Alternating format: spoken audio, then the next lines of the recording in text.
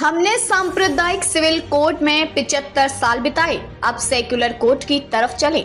प्रधानमंत्री नरेंद्र मोदी ने लाल किले की प्राचीर से कहा, हमारे देश में यूनिफॉर्म सिविल कोड की चर्चा चल रही है।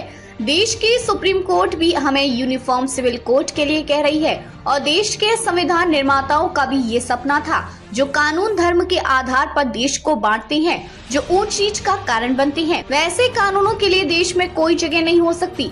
हमने सांप्रदायिक सिविल कोड में 75 साल बिताए हैं, अब हमें सेक्युलर सिविल कोड की तरफ जाना होगा। हमारा सामाजिक दायित्व है, जो लोग पीछे रह जाते हैं उन्हें भी साथ लेकर आगे बढ़े। हम किसानों, आदिवासी भाई बहन, माता बहनें, मजदूर, श्रमिक साथियों सभी को हमारी बराबरी में लाने का प्रयास करना है। इसके बाद हमारी ताकत बहुत बढ़ जाएगी और बहुत संवेदना के साथ हमें इस काम को करना है। हमें पता है कि 1857 के स्वतंत्रता संग्राम के पहले भी हमारा एक आदिवासी ने अंग्रेजों की नाक में दम कर दिया था, जिन्हें हम भगवान बिरसा मुंडा के रूप में पूछते हैं। वो हमारे लिए प्रेरणा का काम करते हैं। भगवान बिरसा मुंडा की जब हम 150वीं जयंती मनाएं, तो हम हर वर्ग को लेकर साथ चलें। इस संकल्प को लेकर चलना है। हम संकल्प के साथ आगे बढ़ तो रहे हैं, लेकिन कुछ लोग होते हैं जो प्रगति देख नहीं सकते। कुछ लोग होते हैं जो भारत का भला देख नहीं सकते। जब तक उनका भला ना हो तब तक वे किसी का भला नहीं देख सकते। ये निराशा की गर्त में डूबे लोग हैं। जब उन लोगों की गोद में विकृति पलती है तो वह विनाश का कारण बन जाती है। साथियों, भारत अपनी बेस्ट क्वालिटी के लिए जाना जाएगा। इसके लिए हमने डिजाइनिंग इंडिया पर बल देना है। हमें कोशिश करनी है कि अब इंडियन स्टैंडर्ड इंटरनेशनल स्टैंडर्ड बनेंगे। ये हमारा लक्ष्य होना चाहिए। डिजाइनिंग इंडिया और डिजाइनिंग फॉर वर्ल्ड पर हमारा फोकस होना चाहिए। गेमिंग की दुनिया आज तेजी से उभर रही है। हम गेमिंग की दुनिया में नया टैलेंट लेकर आ सकते हैं। मैं चाहता हूं कि भारत के बच्चे, भारत के नौजवान IT, AI प्रोफेशनल्स गेमिंग की दुनिया में अपना काम करें और गेम विकसित करें। हमने रिन्यूएबल एनर्जी का विस्तार किया है। आने वाले कुछ वर्षों में हम नेट जीरो भविष्य की तरफ आगे बढ़ रहे हैं। जो G20 देश नहीं कर पाए, वो मेरे देशवासियों ने करके दिखाया है। पर्यावरण के लिए जो नेट जीरो के लक्ष्य तय किए गए थे, उन्हें पूरा करने वाला सिर्फ भारत है। 500 गीगावाट सोलर ऊर्जा को हम पाकर रहेंगे। हमने 2030 तक हमारे रेलवे को नेट जीरो उत्सर्जन का लक्ष्य लेकर चल रहे हैं। ग्रीन हाइड्रोजन मिशन लेकर हम चल रहे हैं। बहुत तेजी से नीतियां बनाई जा रही हैं। आज भारत ग्रीन हाइड्रोजन की दिशा में जाना जाता है। इस क्षेत्र में ग्रीन जॉब्स की बहुत संभावनाएं हैं।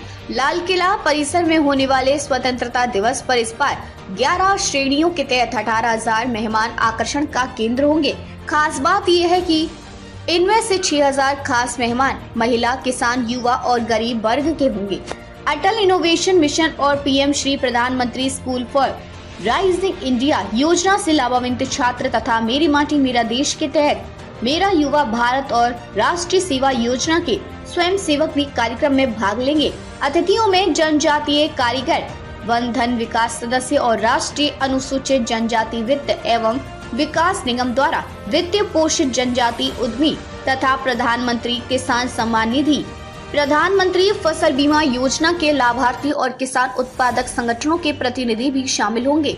इस वर्ष भारतीय नौसेना समन्वय सेवा है। गार्ड ऑफ ऑनर की कमान कमांडर अरुण कुमार मेहता संभालेंगे। प्रधानमंत्री की गार्ड में सेना की टुकड़ी की कमान मेजर अर्जुन सिंह, नौसेना की टुकड़ी की कमान lieutenant commander Gulia Bhavesh NK और वायुसेना की टुकड़ी की कमान स्क्वाड्रन लीडर अक्षरा उनियाल संभालेंगे। दिल्ली पुलिस दल की कमान एडिशनल DSP अनुराग द्विवेदी संभालेंगे। स्वतंत्रता दिवस के मौके पर लाल किला पहुंचने पर रक्षा मंत्री राजनाथ सिंह PM मोदी की अगवानी करेंगे। इस बार स्वतंत्रता दिवस के समारोह में 18,000 मेहमान शिरकत करेंगे। इनमें 150 लखपति और ड्रोन दीदी, आशा कार्यकर्ता, ANS के साथ ही ग्राम पंचायतों की 300 निर्वाचित महिला प्रतिनिधियों को भी आमंत्रित किया गया है। इसके अलावा पेरिस ओलंपिक में शामिल भारतीय खिलाड़ियों का दल भी शामिल रहेगा।